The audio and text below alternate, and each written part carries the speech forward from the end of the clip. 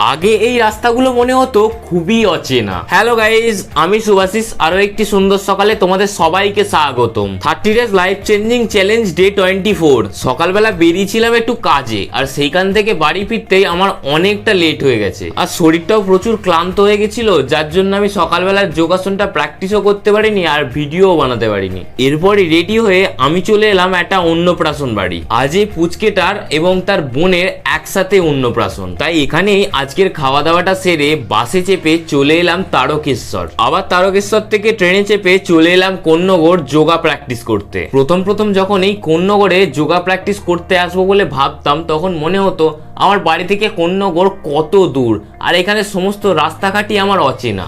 Regular এখানে yoga practice করতে এসে আমার আর এটা মনে হয় না এখানকার কোনো রাস্তাঘাটই আমার অচেনা, আর এটাও মনে হয় না যে আমার বাড়ি থেকে এটা অনেক দূর।